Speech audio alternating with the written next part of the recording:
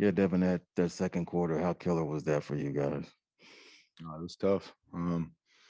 We came out and did what, we intended to do, get off to a great start. And, we let it go. They stayed resilient and they kept playing through. So um, tough loss for us.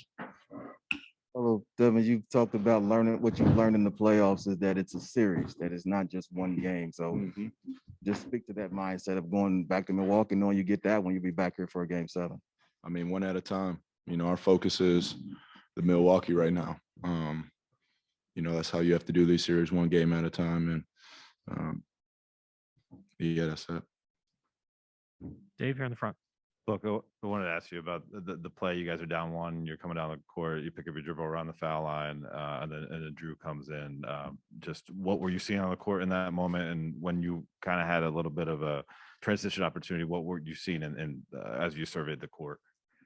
I was just trying to score the ball. He was behind me. I turned and he was right there. On the right side. Go ahead. Hey, Devin. Obviously you had a great night, but it seemed like a lot of times that there was a lot of isolation. There wasn't a ton of ball movement. I know you talk about 0.5 and there weren't many of those possessions. Did you think things got, and maybe this for Chris too, that things were just too isolated and stagnant on offense for too long during the night? Yeah, the whole third quarter, was pretty much that. We were trading basket for, I think, 5 minutes straight. But, we're at our best when we get stops and get out in transition. So I always say we hang our hat on the defense end, and that's where we have to be better. And Chris, what did you think about just kind of the ball movement? And did you feel it got a little stagnant at times? Yeah, it definitely did, especially in that second quarter when I was out there. We talk about it all season long. We've been a ball movement team, and sometimes the switching can cause you to do that. We exploit it at times, and sometimes we don't. We'll go back and look at the film and see what we could have did better. Gina? For both you guys, I mean, you haven't lost 3 games in a row in 6 months since January and haven't really faced a must win as far as an elimination game situation all playoffs. So just, I know how much you guys pride yourself on resilience and fighting back. So just what do you hope to see from you guys and your teammates the next 2 days to get ready for game 6? Just embrace it. Yeah. We knew this wasn't going to be easy.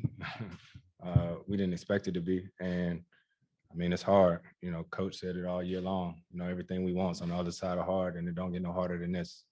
So we got to regroup, learn from this game, but it's over.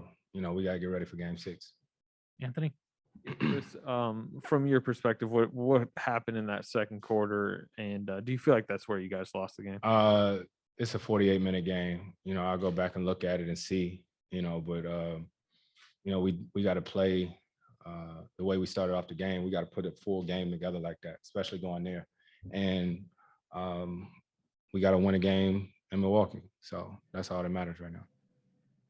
Palmer, to you on Zoom. I'm going to go to Greg Moore with the Arizona Republic.